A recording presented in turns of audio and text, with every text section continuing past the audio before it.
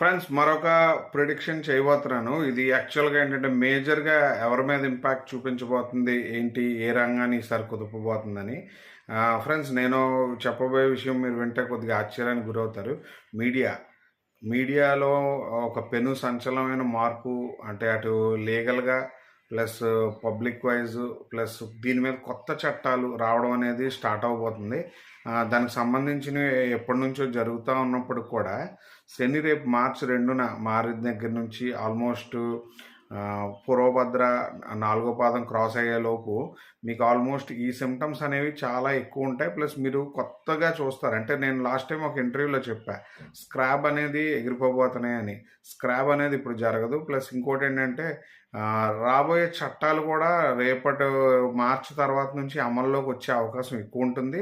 ఇవి చాలా స్ట్రిక్ట్గా ఉంటుంది. నాకు తెలిసినంత వరకు ఇనిషియేటివ్గా చూడండి, మన స్టార్టింగ్ డేస్లో మీడియాలో ఉన్న చట్టాలు, జర్నలిజం వీటికి సంబంధించిన హక్కులనండి, లేకపోతే వాటికి సంబంధించిన రెవల్యూషనరీ పార్ట్స్ అనేవి స్టార్ట్ అవుతాయి. ఫ్రెండ్స్ మనం బాగా గుర్తుపెట్టుకోవాల్సిన విషయం ఏంటంటే కంపల్సరీగా మీడియా ఇండస్ట్రీలో ఒక రెవల్యూషనరీ చేంజెస్ అనేవి రాబోతున్నాయి.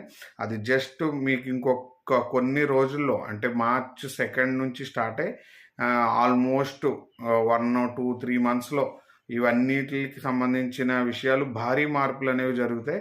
ఇది కూడా ఒక నక్షత్ర ట్రాన్సిట్ నుంచి బేస్ చేసే చెప్తున్నాను. ప్లస్ ఇంకోటి ఏం చెప్పాలంటే మనకిప్పుడు జరగబోయే మెయిన్ ఈవెంట్స్లో ఒక ఇంపార్టెంట్ అయిన ఈవెంట్, రాహు కూడా నక్షత్రం మారుతూ ఉన్నాడు 16వ తారీఖు మార్చి 16న. అక్కడ నుంచి కూడా చాలా అద్భుతమైన విషయాలు అనేవి జరుగుతూ ఉంటాయి. అందులో అద్భుతమైనవి ఏంటి అనేది నేను సెకండ్ వీడియోలో చెప్తాను. ఎందుకంటే కంప్లీట్గా రాహు మీదకి రాబోతున్నాను కాబట్టి నేను దాని విషయంగా నేను మీకు ఫర్దర్గా చెప్తాను. Friends thank you. Please watch my channel and subscribe, share. Thank you.